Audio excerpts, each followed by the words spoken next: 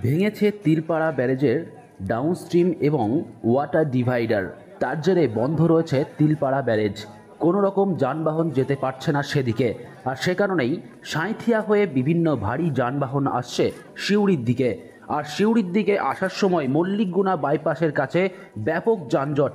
আর সেই যানজটের পরেই আজ হঠাৎই দুর্ঘটনার কবলে পড়ল একটি লরি নিয়ন্ত্রণ হারিয়ে ধাক্কা মারে বৈদ্যুতিক খুঁটিতে। ভেঙে যায় বৈদ্যুতিক খুঁটিটি।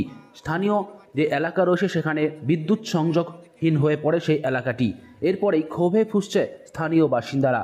তাদের বক্তব্য, কী কারণে অতি ভারী যান চলাচল এই রাস্তা দিয়ে করানো হচ্ছে, যদি বা করানো হচ্ছে তার পরিকাঠামো ঠিক নেই কেন, এই অভিযোগ তুলছে স্থানীয় বাসিন্দারা।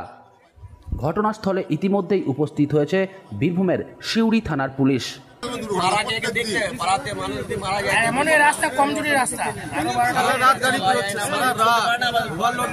পুলিশ প্রশাসন চলে এসছে, আমরা দেখতে পাচ্ছি এখন পুলিশ প্রশাসন চলে এসছেন। তারা এখন এই জায়গায় এসছেন তথ্য করতে।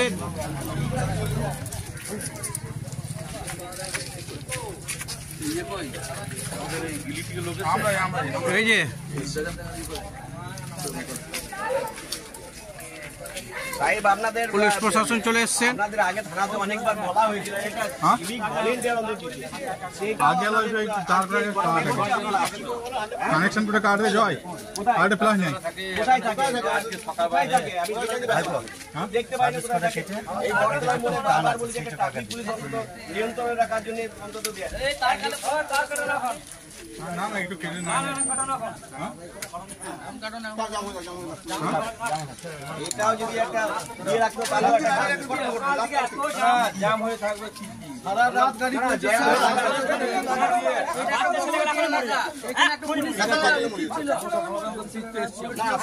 হোক কিন্তু আমাদের এটা আপনি বলছেন যেটা সেটা আমি বলবো, আজকে বলবো।